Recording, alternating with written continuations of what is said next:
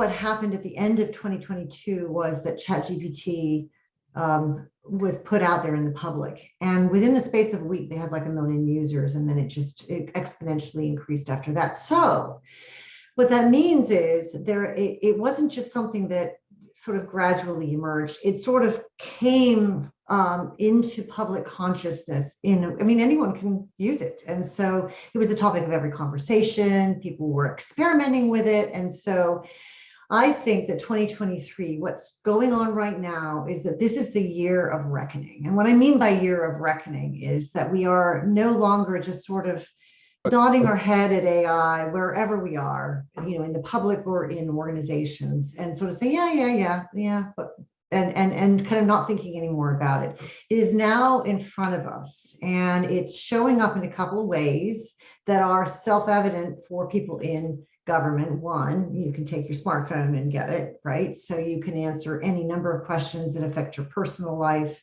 and affect your work life. It's like having the best assistants in the world, right?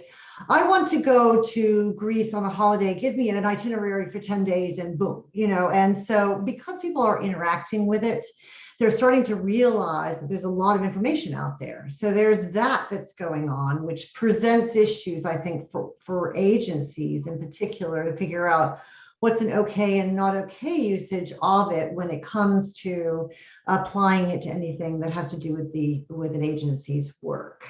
I think too, as part of this reckoning, there's this sense that, okay, we have digital transformation initiatives. Really, where is AI going to play? What do we see in the next few years? And really being more conscious about what that might mean, not just for digital transformation, but also for the people. So those are some things that come to my mind. Yeah, thank you so much. I appreciate that, Jane. Let's take that question also to Christopher. Christopher, what's your thought about where we are, what's coming? Yeah, I think it's a really important point that you made at the beginning, which is that AI has been here for quite a while. At USDA, AI is incorporated into a lot of the research and work that we do, trying to process satellite imagery to understand crops being produced or forest health or wildfire risk, baking it into processes to help us understand risk or understand, be able to predict activities and events of the future. So it's been there in a lot of different ways. We see it in email. You're typing an email and it suggests the completion of that. That's a form of AI that's been out there.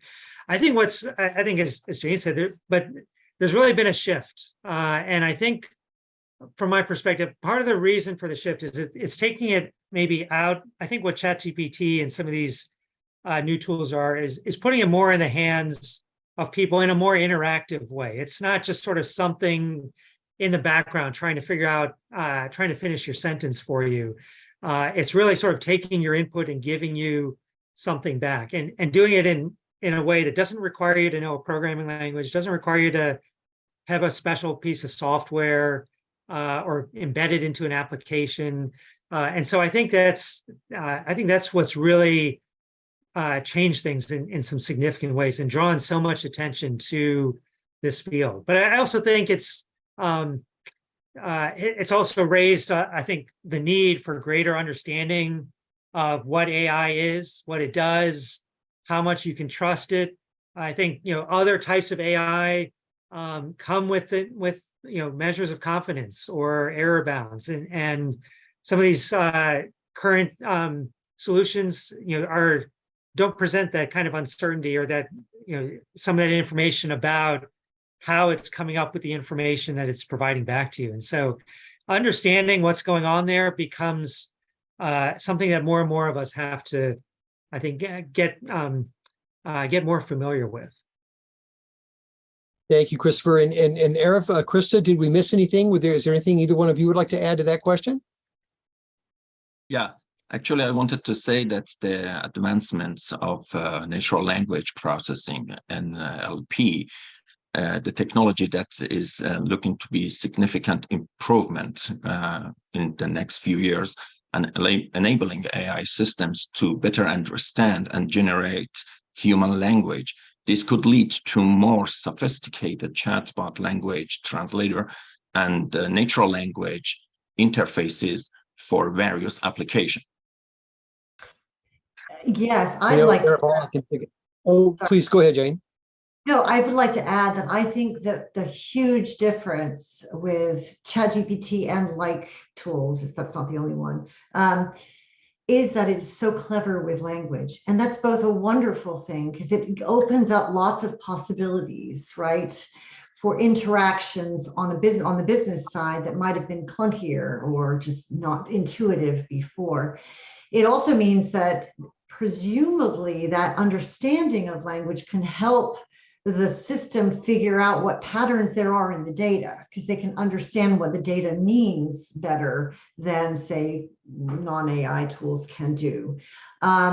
So I think there's an enormous amount of power, and it's really around this understanding language. So. Thank you, Jane. And Krista, let me go to you for this one. Are we ready for this? I mean, are our government agencies ready? And what does it take? And if we're not there, what do we need to be doing? Yeah, so I think the question, are we ready? There's a couple different lenses to look at that through, right? So I definitely want to echo what the panel's already been saying about kind of in this post-ChatGPT world, AI is more accessible than it ever was, right? And if we had been having this conversation even 2 years ago, with talking about AI readiness, we'd be talking about data and compute and staffing and all of that. And I think all of that is still very true. And I think the government has come a long way and is very close. And I would say in some agencies there in terms of building out their data infrastructure, making data more democratized so people can access it and use it to train models. And now what I think is interesting in this very accessible way where you don't have to be an AI expert to just go in and say, write me whatever you want, right? Whatever document. I think the biggest piece of readiness that I would like to focus on, and I think that government is focusing on, but recognizes we have not solved this problem yet, is governance, right? And just understanding what data is going in, what is being done with it once it is in your algorithm, right? Be it the OpenAI public website, be it whatever other tool you're using. How are things being trained? All of these are questions that I think are still incredibly valid. And part of, I think, government readiness for that actually is partnership with industry, right? Because of course, not the government, in many cases, the government is building its own AI, but in many cases, it's not, right? With a lot of these tools, we're just buying software that has AI embedded within it, which I think is totally fine. It's incredibly helpful. So for example, I know a piece of software that we use, our legal counsel uses software that helps them manage, huge databases full of historical cases, right? AI is an incredibly valuable tool to be able to comb through that, but they just buy that product, right? Like we don't train it. And so the big thing, not only for government to be ready for AI is not how can we build it, but how can we buy it in a way that's responsible and in a way that ensures we're still protecting data, protecting people's private information, and really, I think protecting the integrity of our missions. That's kind of the areas that I focus on. Oh, that governance question sounds very scary to me. When you said that, I thought, my gosh, think about how we govern intelligence gathering, or even national defense or security. That's a huge question. Aref, how does this look from where you stand? Well, I believe that we are not quite ready because it is important to note that the AI readiness is an ongoing process. As AI technology continue to develop, government agencies must stay up to date and adapt their approaches to maximum their benefits while addressing emerging challenges. Right now, I mean, a couple of weeks ago, the Senate Homeland Security and Governmental Affairs Committee on June 14, I guess, voted to approve the Transparent Automated Governance Act, known as a TAG Act, which would require federal agencies to notify people when they are interacting or subject to critical decision made using by artificial intelligence and other automated systems. So I believe that we are basically trying to get everyone on board and preparing the community and the government agencies for it. But I believe we are very, very much behind. And this is, we need legislation and regulation in place for AI. And also the roadmap must be carefully considered, evaluating the agency current capability, identifying the areas where the AI can bring the value, and strategy development for clear AI strategy aligned with the agency mission and goals. Although the pilot projects to see how it goes and to test the concept. I'm also agree with Krista that the training and the using or different organization like academia or another business entity in this field is crucial to basically identify opportunity for collaboration and leverage the expertise and resources. Yeah, thank you, Aref, very much. And you know, when we're talking about using AI or whether government is ready, I'm kind of going back to what you said, which you said, you know, we've been using AI for crop-related things in USDA for years, right? I mean, so that's something that your organization is fairly comfortable with. What are your thoughts about kind of as it's continuing to come at you, still in a good place with that? I think so. I mean, in a lot of ways, the AI that we've been doing over many, many years, I think is going to continue. I think some of these newest technologies, I think we're ready in the sense that our workforce, I'm hearing, at least in some of the conversations I'm having, that our workforce sees value in bringing this into the environment. I think the workforce is ready to use some of these tools if we can make them available. I do think, though, you know, we have a maturity curve to go through to really be able to take you know, full advantage of some of these newest technologies. You got to start somewhere. I think there are a lot of questions that we have. There's governance. You know, we need to understand how to bring these into our environment and do it safely, do it effectively. And so I think we have to start. But I think, you know, by starting, there'll be, you know, that's how we understand where this has value, where it may work. And I think you got to start in places where it's safe to make mistakes. It's maybe a test environment using dummy data, some of those sorts of things, so that you really, you know, start to be able to get your hands on it. We're getting demand from within the organization. I think the products that we purchase, even things like our office productivity tools, email and PowerPoint and Word and Google Docs and those kinds of tools, it's going to start to show up in those, and it's going to become part of our workforce capability. So I think we've really got to start somewhere and start using some of these tools and understand how we can, you know, use them more and more to our advantage.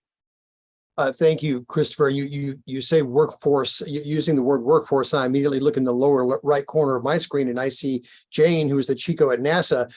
Jane, what are your thoughts about this? Obviously, when people think of artificial intelligence, novices like myself would say, well, clearly NASA's been doing that. What does it look like, or what did it look like from your perspective when you were there?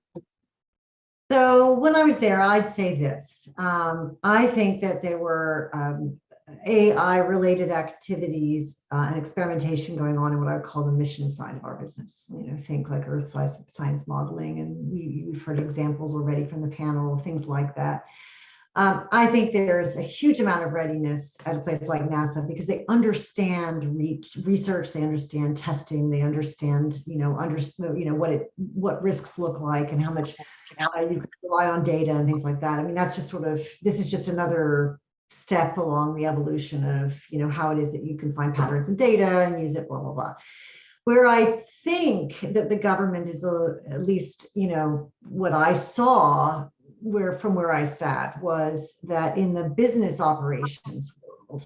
So, and I would apply this to perhaps even to agencies who do business operations with the public, right? So transactions with the public, things like that, where it's sort of very process driven.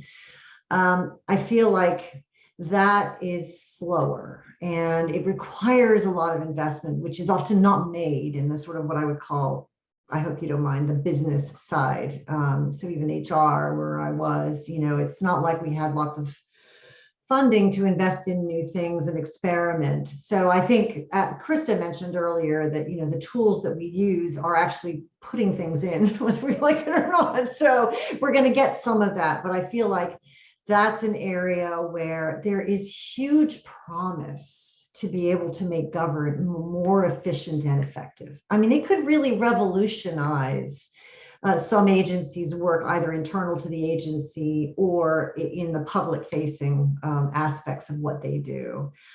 So I feel like that's an area that really requires some investment and some discussion around where do we want to start so that we can figure out the incredible improvements that might be able to be brought about by using some of these tools.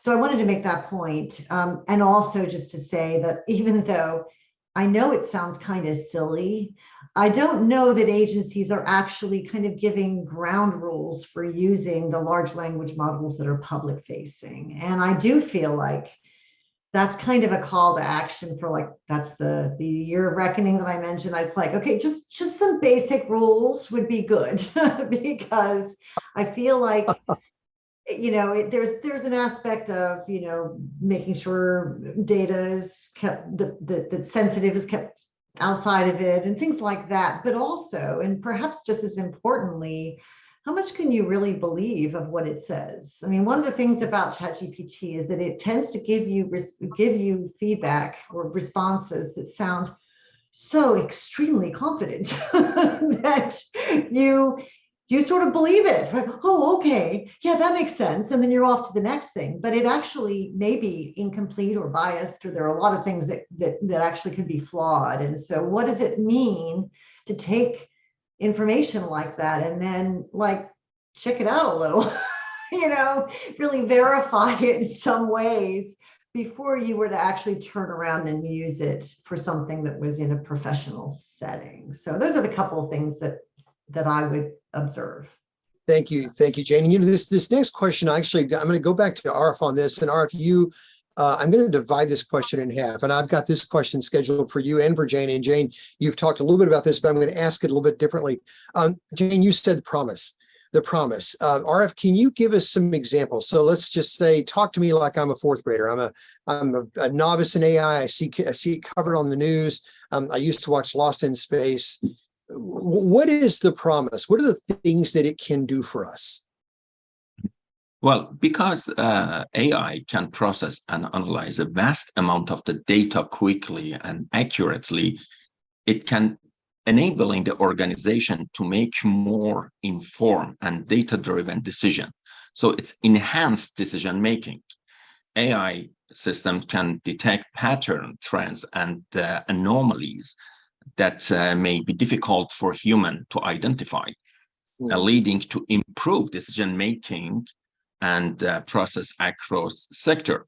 So enhanced decision-making is one of them. Automation and efficiency also, because AI basically it has the potential to automate routine tasks, freeing up human resource from more complex and creative attempts, which this can lead to increased efficiency, productivity, and cost saving.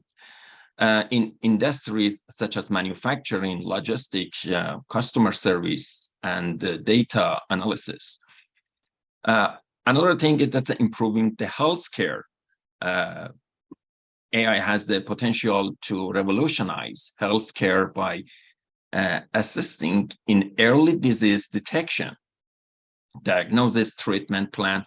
I don't know if you had, it was on the news that someone, his dog has a problem, and the vet couldn't recognize what it is, and that person used ChatGPT and gave it all the results and the symptom, and ChatGPT basically offered that I think this is the problem, and it was an immune system reaction. And that person got all the information to the vet, and they tested for the immune system, and it got positive. So by using the ChatGPT, this gentleman saved his dog. So also personalizing experience, like what you prefer, user, all the algorithm can tailor content products and services to meet individual needs and preferences. Also, it's for scientific, for science and research. It's very important because it gave us advanced tools to analyze and identify patterns. It also improved the safety and security, accessibility and inclusion, environmental impact, and it is important to note that while AI offers significant promise, it also raises some concern challenges related to the ethic, privacy, and bias. So it is basically a vast topic we are facing, and it can be modified and used in order to serve the people. Aref, why am I concerned that it's going to replace you and me in the classroom on campus? I just, I mean, I don't want to replace on campus. Thank you for that. And Jane, you were talking a bit about some of the promise. So there are a couple of practical examples you can give of things that might have maybe you're seeing now in your role with JCD Advisory, where AI would be an advantage for you. Well, I think that for what I would call customer-facing services, we interact with chatbots a lot, for example, but a lot of the reaction I get around having to deal with something that's through an app or a PC is kind of like, can I just have a person, please? And there's this sort of the frustration. So when you are a customer of a service, you want to be understood.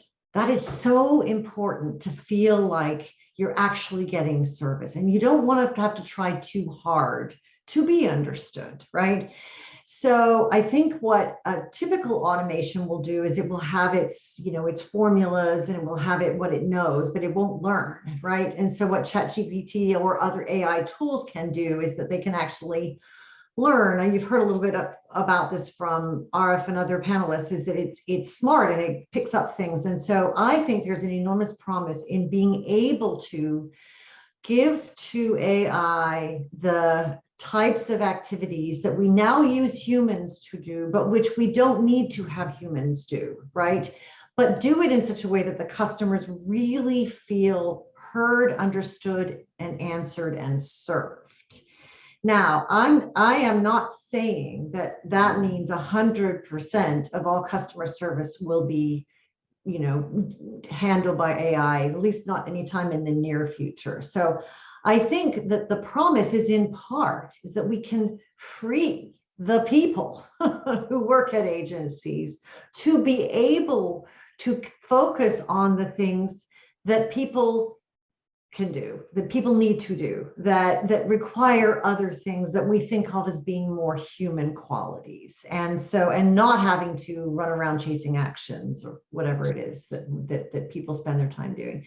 So when I say promise, it's a lot of those kinds of things, at least for now. I think of it as AI kind of replacing activities and tasks, and not necessarily, it might be that it adds up to an entire job in some cases, not that you don't need people, but you may need fewer of them for the volume of the work that's coming in.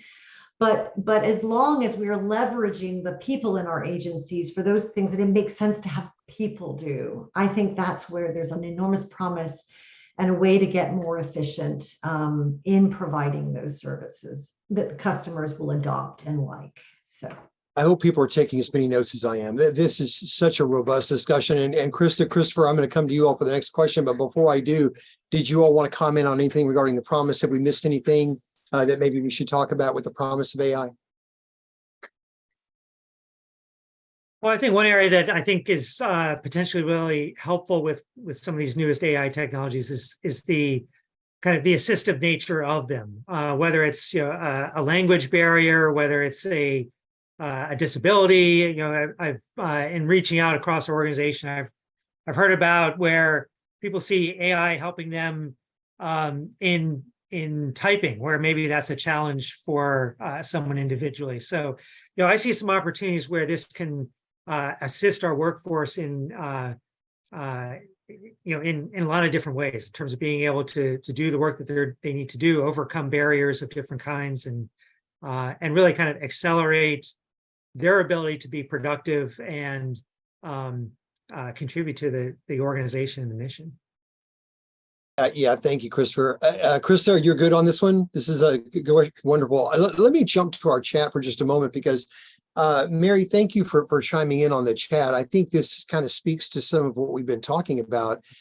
Mary wrote, the critical shortage of skilled employees is driving the implementation of AI. We just don't have the people.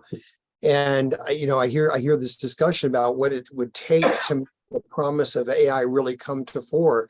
And it is always, it's fascinating. It always boils down to the people, doesn't it? Always boils down to getting the talent that you need in there to make this happen. And without a doubt, and before we get to the next question, Julia did pose a question. Julia, thank you for your chat. Julia said, if AI is not able to communicate the limits of data or potentially even tries to give a false answer, how is this helpful for appropriate decision-making? How is this being solved for reliable systems? I'm going to put that out to the panel. Would anyone like to tackle that one? So I have a couple of thoughts. One is that you can actually ask the systems what their sources of data are, if there are any, and you might not get a great answer back. And so probing on what you get back, I think it's like you need a filter, like a reasonableness and reliability filter, and or do additional research to go and look up things from named sources that you know how reliable or not they are. So I think doing some homework I think that's actually part of that like baseline education that people need for using tools like this. I would also say that there's a filter around, well, how important is the decision that I'm using this to make?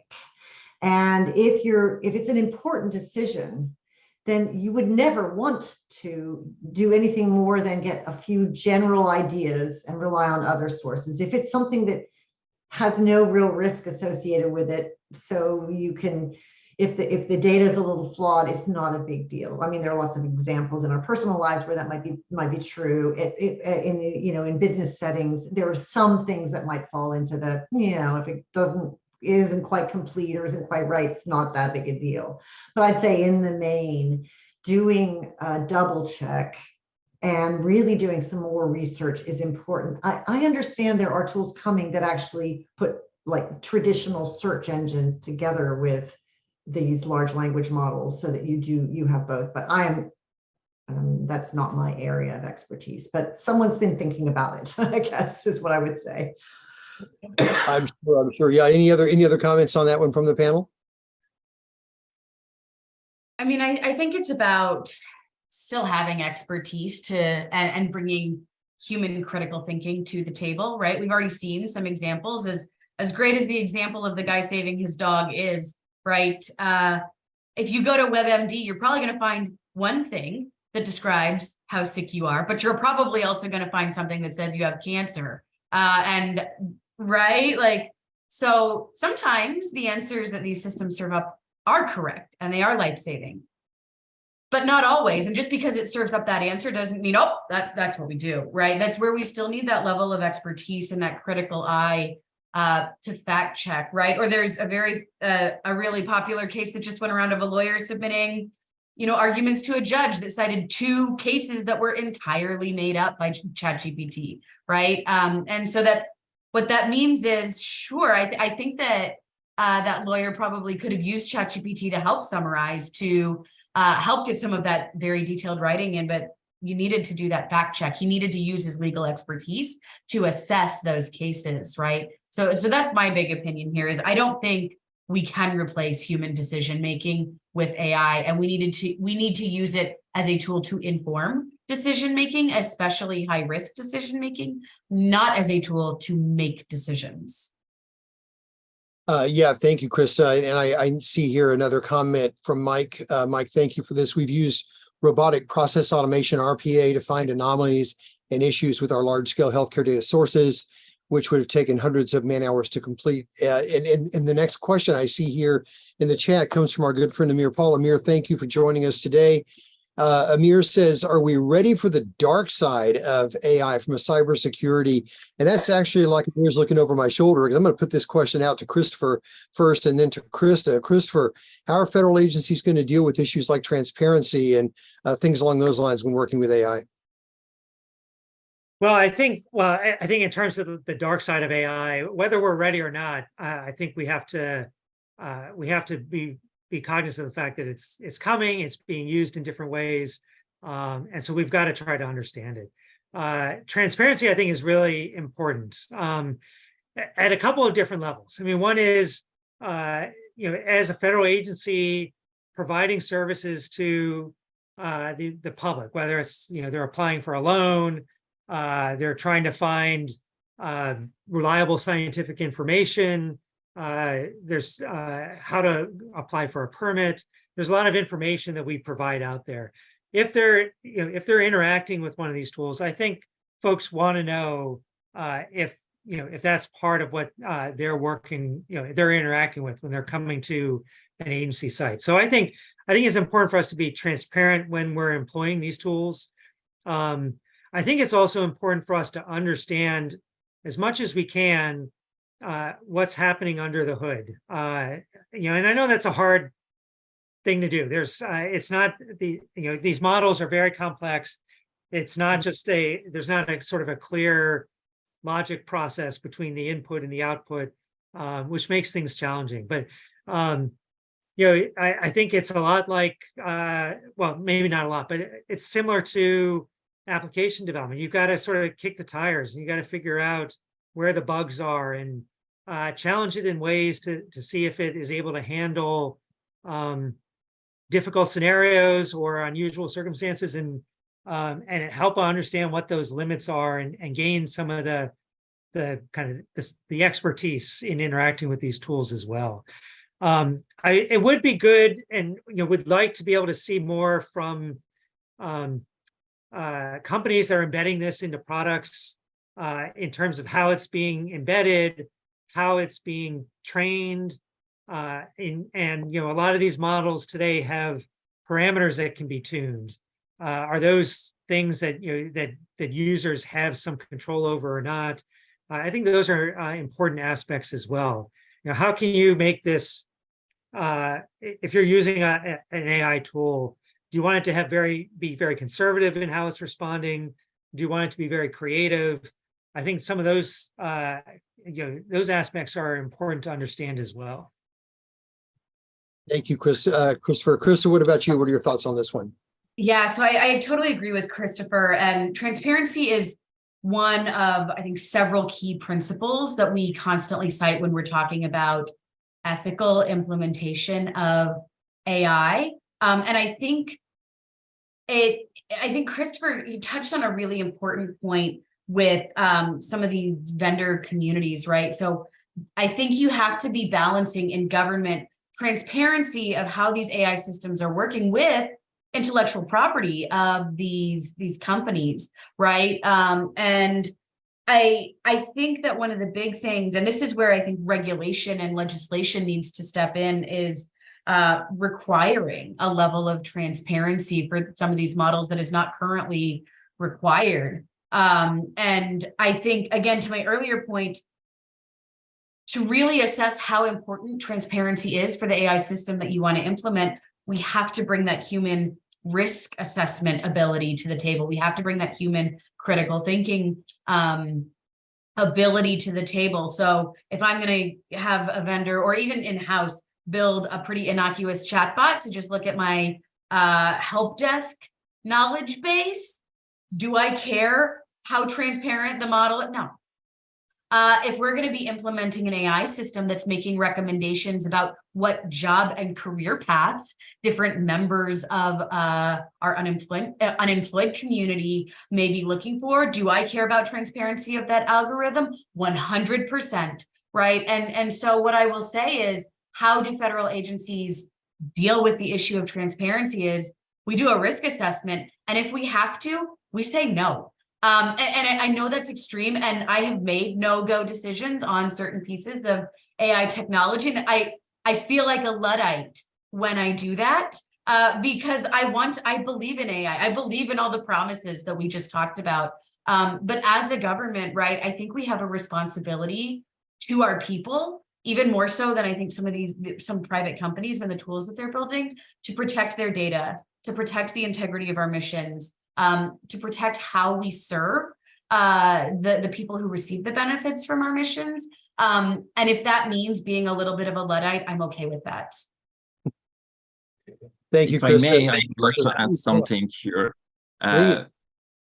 Regarding to the discussion, regulatory compliance is part of the roadmap for AI implementation. So ensure that the AI project adhere to relevant regulation, privacy law, and ethical guidelines is a way that to stop any misuse of artificial intelligence. But meanwhile, it is another group of the people, the bad guys, basically, they also very active in this field. And right now on the dark web, they are developing another artificial intelligence. They call it Worm GPT. And that Worm GPT works like ChatGPT, but they have no ethical limitation on it. So they can generate different codes and to use it to make a backdoor to the program or attacking a web server, or actually making a lot of damage based on that tools. This is something that the law enforcement and maybe FBI needs to get involved and address this issue. Thank you, Aref. Yeah, wonderful comments. This is, and you know, the phrase, I think, Krista, that you used a phrase that you said, responsibility to our people. And Jane, you know, as a former Chico, you know, how does it look? What are the things we have to think about? How does AI impact our public workforce? Where is our responsibility in terms of how this impacts the workforce when integrating this? What are your thoughts on that one? Well, so I think in many, many ways, I think, first of all, if you just looked at the life cycle of employment, right, and the many ways AI could be incorporated in how people get hired, for example, you know, there's a lot of ethical considerations on, you know, maybe some years hence, it would be possible to have AI do everything from outreach to interviewing to selecting and onboarding without any human intervention. I'm just drawing a very extreme example right now, but would we want AI to do that? I would say no. And so really understanding how we use AI for how we manage our people, how we bring people in, how we interact with people in our organizations is important. The other piece that I would put out there is that there is an enormous amount of fear about job loss, and some of that is going to happen, just like with normal, just non-AI automation, that was going to be the case too. So it could be that it's at a greater scale, but I think that I don't think in government agencies that's going to happen rapidly. And so what I think agencies need to do as they get more comfortable with where they are on the AI spectrum with regard to taking work and letting AI do it versus having people do it, is to think ahead, use the lead time that we have, so that I think that part of the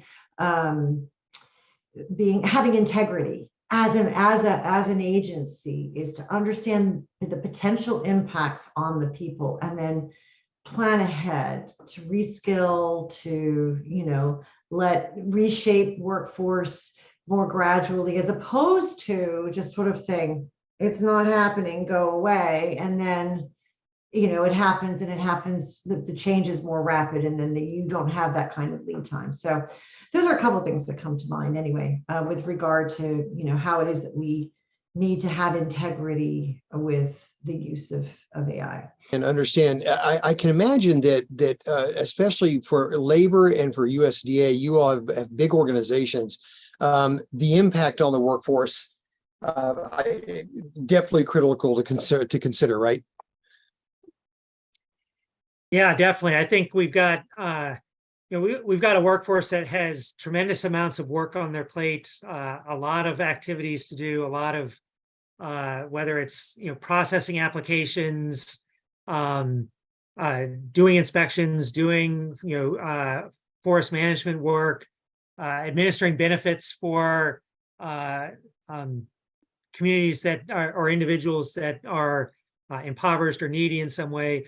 There's a tremendous amount of work going on, and I think not enough people to do that work. I think AI can help to take some of the more routine, mundane, or kind of more fundamental activities and accelerate that, and be able to help our workforce get the job done better and more effectively. I think help them do it in a way that's more consistent for our public and our stakeholders.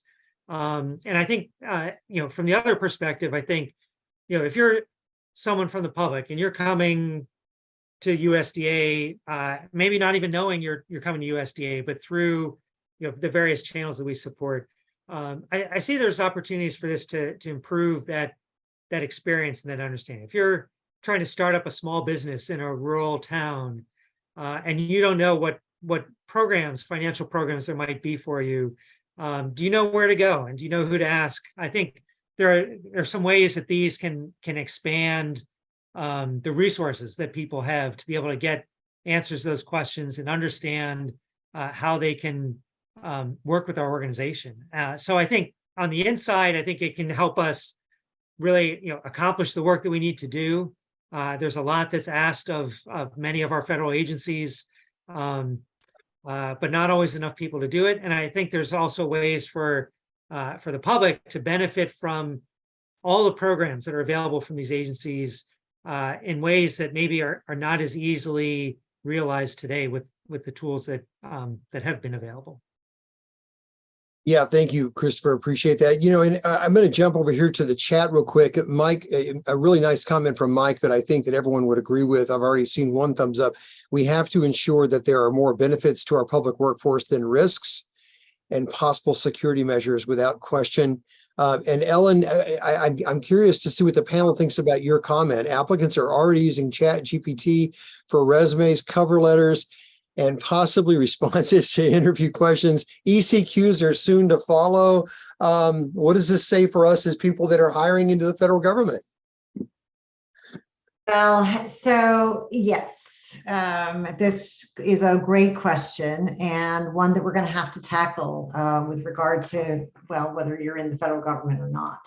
Because it's an assessment, which these interview questions and possible banks of questions that you have to answer in order to see if you are you actually have the capabilities that are needed, is just an important part of getting a match. So there are not perfect solutions right now available. It's the same dilemma that university professors have when they receive papers from their students. So they enabled by, it's the same thing, right? Is there integrity in the person who is applying, or in that case, delivering a product? And so I'd say I don't really care if they get help on a cover letter.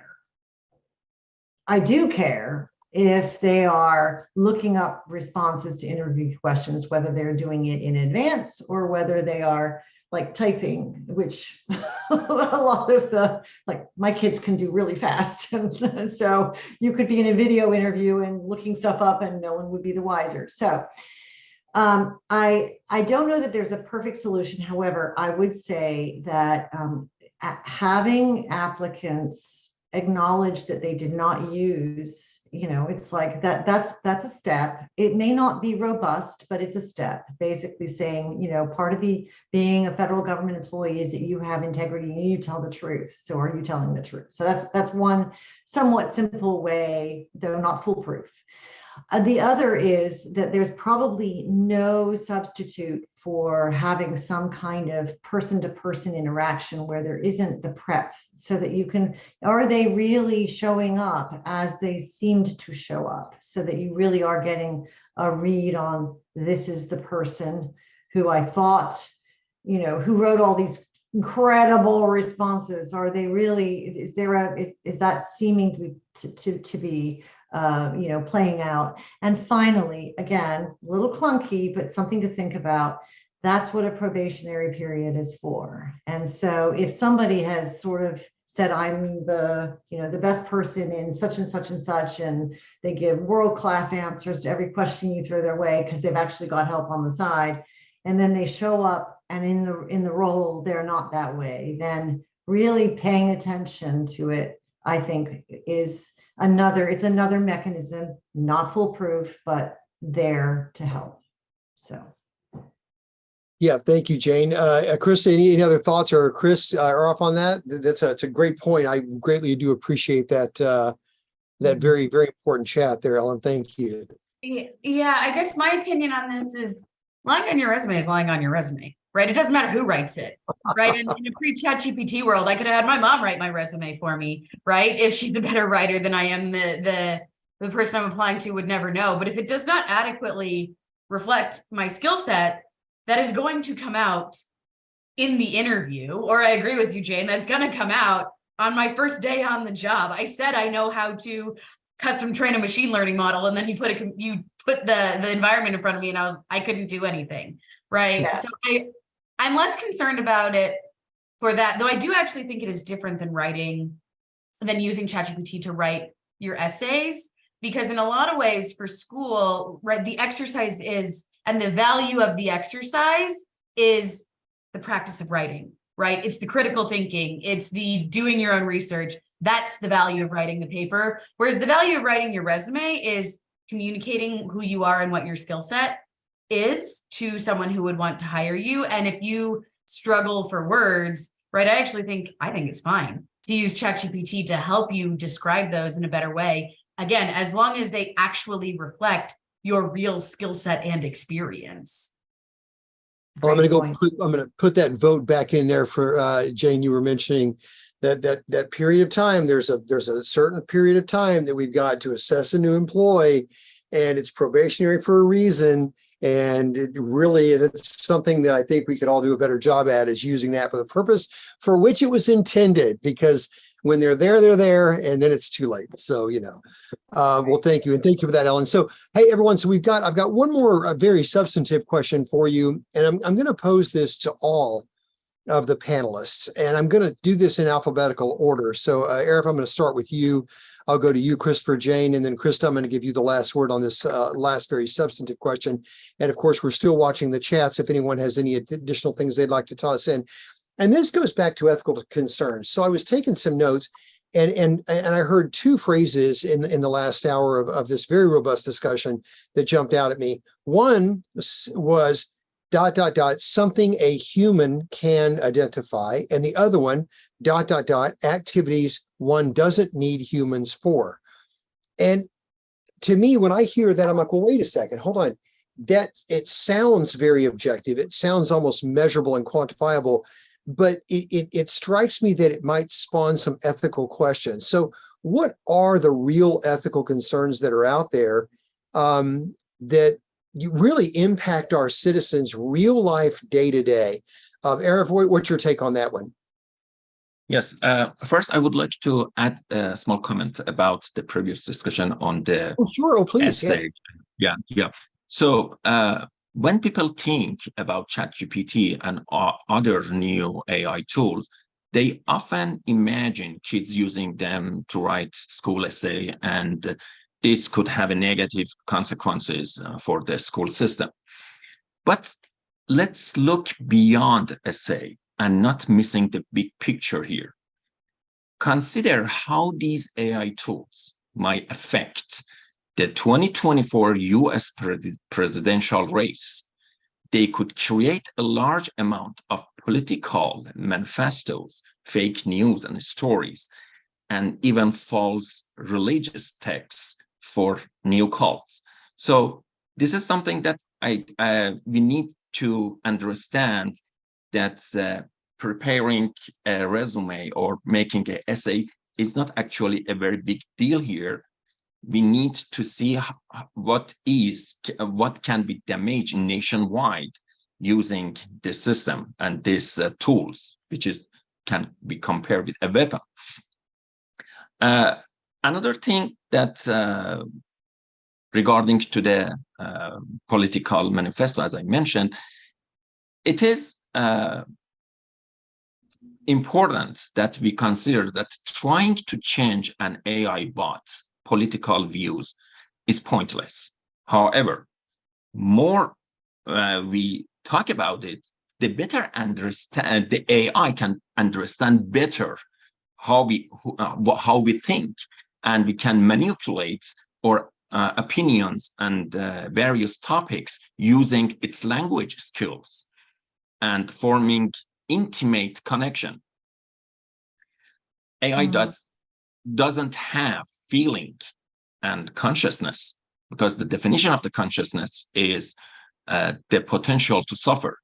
Your computer, your car, your pen, your mobile, they don't suffer. So, but it can make fake intimacy with the human by invoking emotional attachment in us.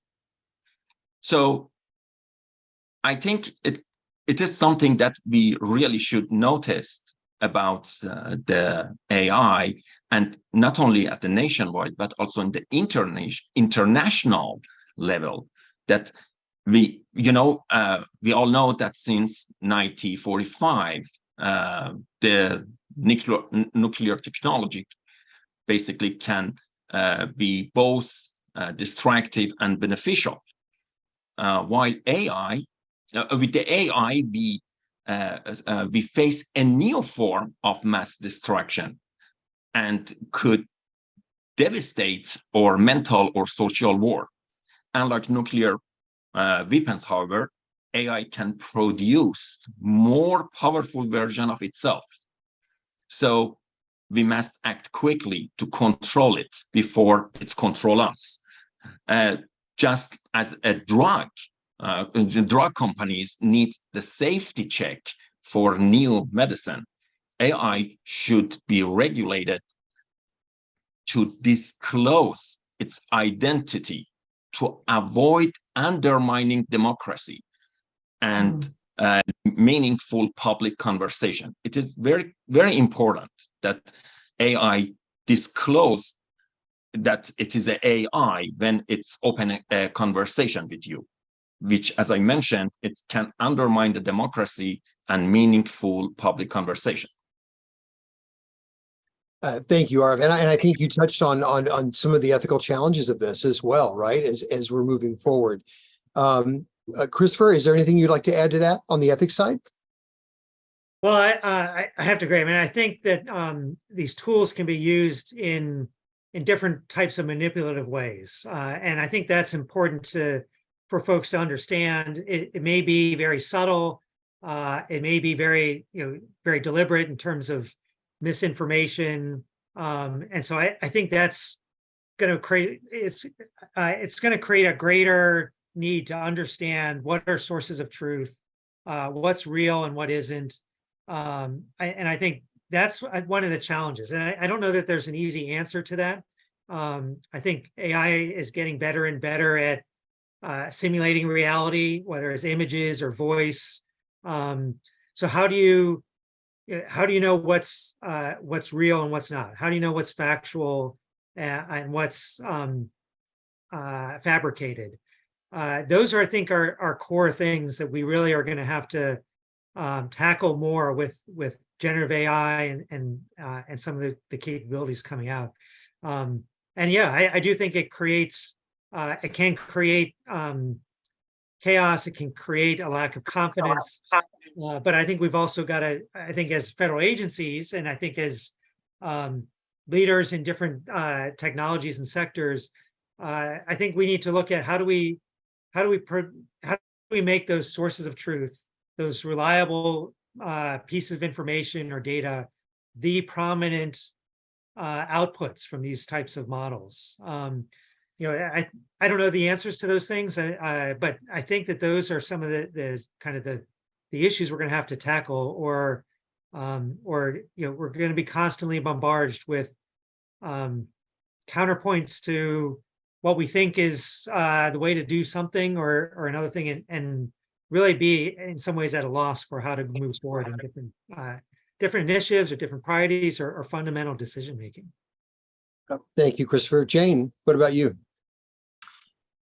Well, there's not a lot to add because this has all been, really helpful. I would just say there's really no ethical backstop without some kind of human intervention. I think understanding that something is generated by AI, making that available to the user is an absolute right thing to do.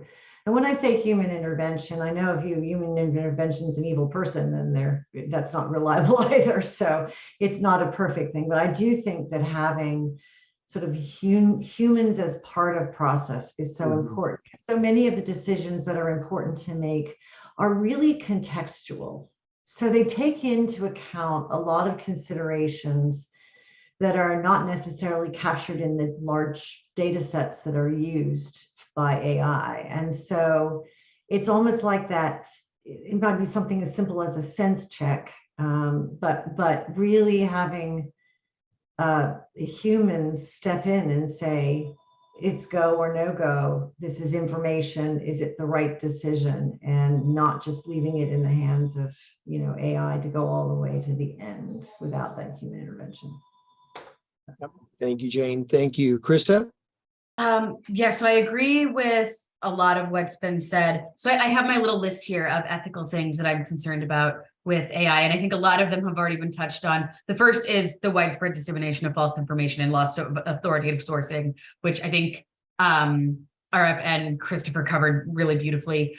The second thing I have on my list is exacerbation of existing biases and inequities. So if you look at ChatGPT, for example, it's trained on the whole internet. I don't know if you know this or not, but there are some things on the internet that are not true, right? But they are being used to train these things that people are using in very real situations to make claims about people, to make claims about themselves, to make claims about groups of people, right? To make recommendations to an individual based on their demography, right? And unfortunately, I think we all recognize we live in a very inequitable world. And if we use the world as it exists today as the source of training data for how to make decisions with artificial intelligence, those inequities will not only be reflected, but will be enforced by any AI system that we use to do so, right? So that's a huge ethical flag that I mean, we have not solved, right? I think it is as difficult to solve as the inequities that exist in the world, right? So I think that is something that always needs to be at the forefront of our conversations. And I guess just quickly, the other two things that I have on my list are cyber broadly, which I don't know if ethical issues are cyber issues, but right, I think that with the wide scale accessibility of AI, many of us are opening ourselves up to attacks, to scams, to whatever it may be, in ways that we don't even recognize. And then our own personal privacy, right? Your face is now all over the internet. What does that mean for your image, right? Your name, your personal information is now owned by a third-party company. Your genetic information is now owned by a third-party company, and there's no regulation about what does that mean for you as a human and how you exist in the world and what belongs to you, right? So those are all issues that I see here. And then the other thing I wanted to address was Julia's question in the chat, which seems like a really obvious question, but she says, are there any requirements to implement no harm tools into AI? So there's no existing legislation that requires you to do that. I think good people do that. I think companies that don't want to be sued do that. I mean, I think in very obvious cases where you're violating some kind of other law, right? Like, so for example, in hiring algorithms, there's no law that says you have to build honest AI, but there are absolutely laws that protect different groups of people in the hiring process, right? But I think that in many cases, those laws fall short of what the technology can do and how the technology makes decisions. And that's why, right? I guess this is my thesis. That's why we need increased attention in government, not just around how do we use AI in government, how do we use it to deliver on our mission, but how does AI shape the world that we live in and the people that we interact with? Because as a government, we have a responsibility to take care of our people. And without proper rules around AI, there's nothing stopping bad actors from doing bad things with it. Thank you, Krista, and thank you for making a comment about Julia's point too. That was a great question. So I've only got one more question for you all, and I've been figuring out kind of what is this that I want to ask you, and I want to go around. We kind of do this as a kind of a quasi-closing question, and I think that, well, I'm sorry, we just have a great question come in from Matthew. Let's do that one first. Matthew, thank you. So when thinking about AI, how should we define AI in lay terms? Specifically, how does one begin to understand the moral ideas of a tool being used to provide recommendations in a way that is typically done via social interactions? While we can make inferences from data, often we have had a level of autonomous human actions determine a course of action, whether for better or worse. That's the first point. Second, how have Turing tests evolved when looking at the GPT, where we have AI that can mimic real people in deep fakes and other natural language software? Have people been able to distinguish AI versus human online or in other settings? Let's go to that first part of the questions first from Matthew. In terms of interaction, I think this kind of goes back to I noticed that you used the term, Matthew, used moral ideas of a tool being used to provide recommendation in a way that's being done via social interactions typically. I think, panel, from what I heard you all say, that it was our responsibility to make sure that when people are interacting with AI-based products or AI-based dynamics, that we are made aware of that so that we aren't faked out, in other words. Would that be an accurate statement? Yeah, I would say, know the source of the data that you are using. And if that's AI, know that it's AI. If it's AI and that's okay, then how did it come to that, right? What sources did it use? Or can you look at other sources? We do get a lot of information about how to make decisions or act by interacting with other people, which I think Matthew brought up in the first part of his first question. But we've also relied on the internet, we've relied on books, we've relied on a lot of different sources in the past or in the present too, for figuring out what we should do as humans. So AI isn't really different in that way. It's just there's this veneer of, I don't know how it got to that. I don't know where it comes from. I don't know what it is, that I think is generating both excitement and concern. And so, that's how I would respond. Yeah, thank you, Jane. I think Matthew, to the second part of your question, all I can tell you is that I think you're talking about Turnitin. They are evolving. Universities are doing a lot of work with regards to figuring out what to do with papers and tests and things along those lines that may or may not. Because it's one thing to generate a CV, but when you're actually being tested on material, generating something, I think what we're going to see, at least in the classroom at the graduate level, is that we're going to see a fundamental change in the way we assess what people learn. And it's one thing for me to ask for a 30-page paper from a graduate student and run the risk of it being produced in a way that I'm not able to uncover versus have that student do a presentation in class where I get to ask them questions directly and they have nowhere to go. They got nowhere to go other than, answering my questions for me. So kind of the way we were talking about with the making sure we don't let the human get out of the hiring process, making sure we don't let the human get out of the decision-making process. The same thing is going to happen in the educational system as well. It's a lot easier to tell you to write a paper and give it to me, a lot easier on me, but I think we're going to be moving in a different direction as we go forward. So with that, everyone, I have one more question for you, and this is it. And this is going to be a question that really probably surprises you. But here's my question. So let's fast forward another few years, and let's say that we have a lot of AI out there that are, when we call Verizon or when we call Netflix or when we call Hulu, and the people that answer, it really sounds like a human, but it's really AI, right? I want you to give me a name for that voice. What is your name for that voice, right? So you got to tell me what's your name. What would you, if you owned the AI world and you got to license that voice, what would you name the voice? Krista, let me go to you first.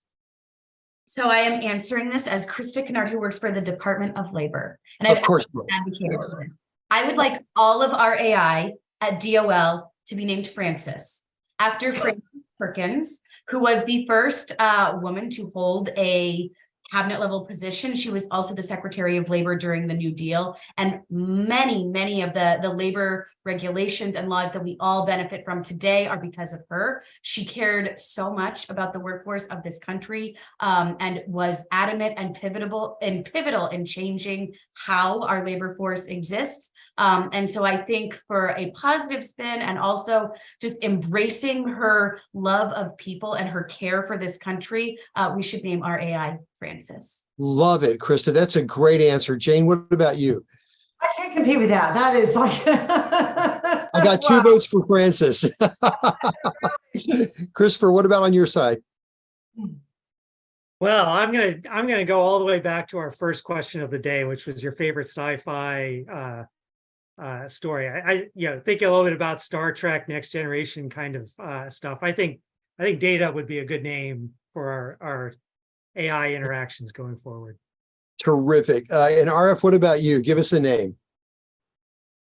I would say Akashic record, which is a concept that originated from spirituality, and it means that all the knowledge of the world is collected in one place, which is called Akashic. Wonderful. Thank you. Those are terrific answers. So everyone, by the way, before we wrap up, I just want to say to everyone that attended today, we want to hear from you. Please take a moment to answer our very quick poll that Jennifer is going to drop out there for you. Please do that. And before we conclude, I also wanted to say thank you so much to Christopher Alvares, the Chief Data Officer of USDA, Jane Datta, founder of JCD Advisory and former Chico at NASA, Krista Kinnard, Director of Innovation and Engineering. It might be one of the best titles I've ever heard, Krista, at Department of Labor. Aref Zahed, Professor, Department of Computer Science at American University, technical researcher and founder of Gravity ITS. Everyone, this was a wonderful session. We cannot thank you enough for being here today.